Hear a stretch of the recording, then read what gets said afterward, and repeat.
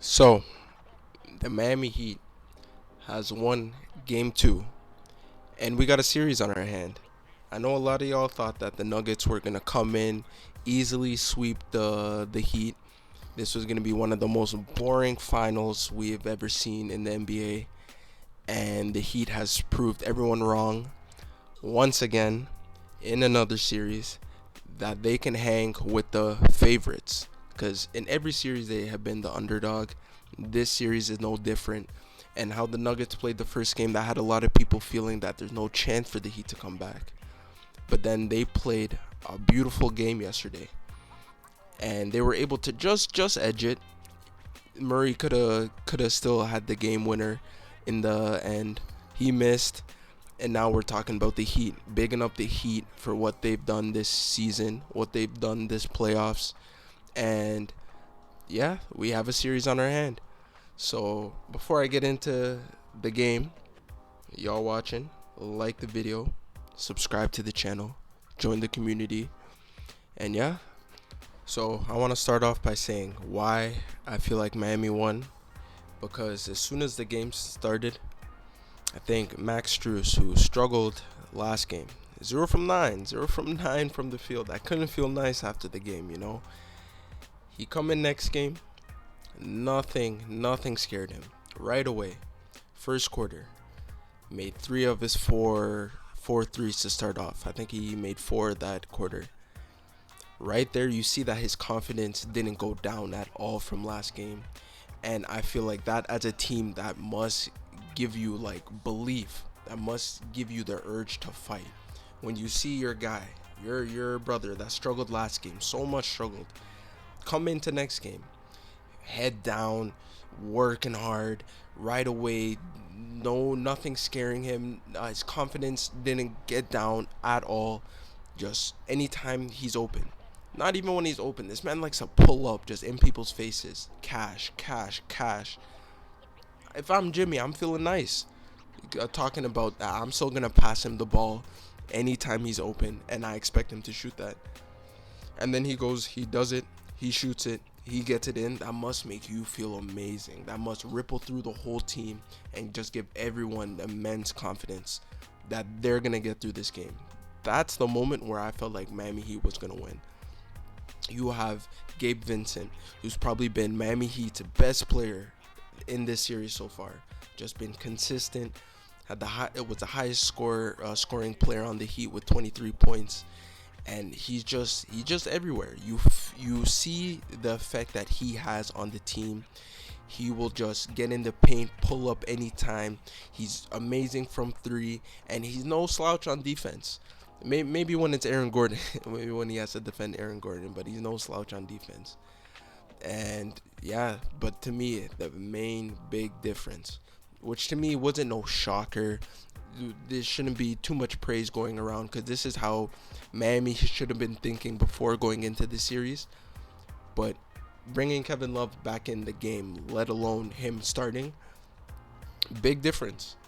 The main unit was very positive. I think they're plus 21 on the court together.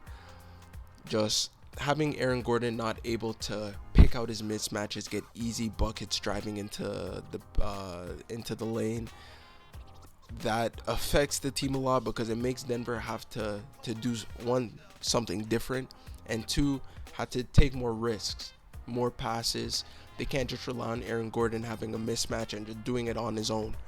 So I think that was an obvious change, but well needed, and it was positive as hell.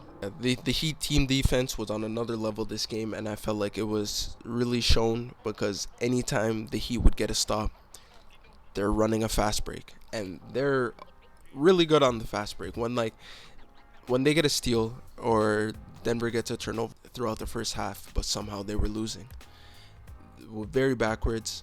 It just shows how Denver is able, any predicament they're in, they're able to claw back, and they don't even have to be at 100% to do it. But the Heat stuck in there. The Heat could have rolled over. It really must be demoralizing to feel like you're playing your best basketball and the other team still be too much for you. But they stuck in it. Third quarter, they brought it. I'm pretty sure they were down by 8, going into the fourth.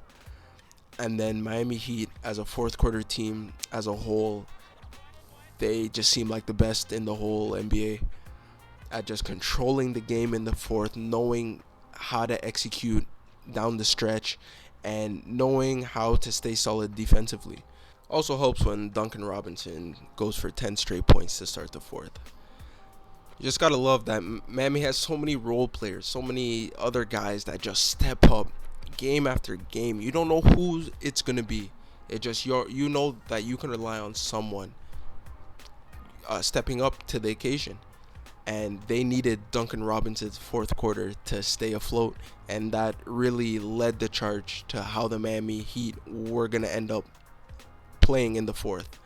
A lot of heart, a lot of grit, and just staying in the game. That's the main part for Miami. Then they took a lead, and it seemed like it was all good for Miami that they had it. But then Denver comes. Here comes Denver, just easy. Like, it didn't even seem like they were breaking down the Heat defense. Jamal Murray would come down the court and just pull up a three. Cash.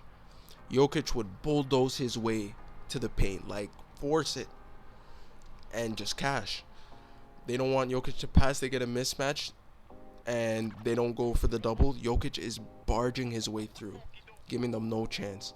And they were able to come back to the last shot of the game. Jimmy goes down, misses the three to seal the game. And then it's up to the Nuggets. They're down by 3. They want to get it to OT. Jamal Murray goes up, pulls up. Not even a horrible shot. That's a good look for him. But it just misses. He get the rebound, and then that's all she wrote. The Heat win game 2. 1-1 series. And this is probably the best game in the playoffs I've watched. Just for how back and forth it was. There was 2 times I thought the game was over. One time in the second quarter, I thought Denver had it. I thought Miami wasn't going to be able to claw back. The fourth quarter, I thought Miami, once they had their sizable lead, 4 minutes left, I thought that they had it cushioned. Both teams made comebacks. So what I've learned really is to don't count out either team, because both teams are fighting to the end. Both teams feel like they can win this finals. So I don't blame either. Both are feeling confident right now. Miami Heat a little bit more because they really upset Denver by being the first team to get a game on their home court. It's going back to Miami Heat with home court advantage, and I just feel like now we're at a point where anything can happen in this series. I don't feel like no one's the favorite. Denver's still a bit the favorite just because they're the better team, but I feel like momentum-wise, no one has the edge. I feel like when you look at these past 2 games, no one has really shown that this is their series for the taking. We got to go game by game, because next game, who knows? Miami Heat role players, some of them can slow down, or other ones can pick it up. Denver can be twice more efficient from 3. It just, who knows? I feel like coming back from before this series started, a lot of people were skeptical about this series, but I couldn't see a better finals matchup now, because that last game was ridiculous. Honestly, the best game for this playoff so far. 2 of my favorite moments from that game. Both those poster dunks, man. Jamal Murray gets a steal, goes down the court. Was it Max Strus? Tried to contest it. Hit man right across the head. Murray yams it down. 2 hands. Mean mugging. So much mean mugging in this game. Love it. But he mean mugging. I'm pretty sure he said something to Strus. He was feeling himself. That got the crowd hype. That got me amped because I knew it was going to be a good game. That was early on. Midway through the game, Bam goes down. Jokic tries to help him drop. Bam seals. He gets the ball, goes straight up to the cup for a 2-handed dunk. Michael Porter Jr. thinks that he can lay contest and do something. Slaps him on the head. Don't stop, Bam. Yams it down, 2 hands again. Yelling. Those moments just make a fan hyped, because you see the emotion on these guys' faces. You see how hard, how bad they want it. And these 2 teams, man, they're just making me fall in love with basketball even more, and I didn't think that was possible. Just the matchup, who, like, I really didn't think this matchup was going to be this intriguing. But both teams, it seems like they match up nice against each other. Both teams can pick holes from the others to see what they can do, good offensively, good defensively, how they can unlock things for their teammates. And the coaching battle, two high level coaches, you can see how they're changing their team to benefit how their team plays. Oh man, this series, can't wait till it continues. Tyler Hero should be back game 3. Don't know if that's a benefit or if it's going to be bad for the Heat.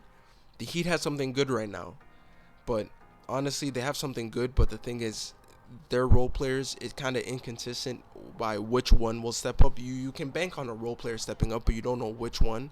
So I don't think it's bad to add another one in there that can shine, especially one that can get his own shot, that can shoot the three amazing, can get his teammates involved.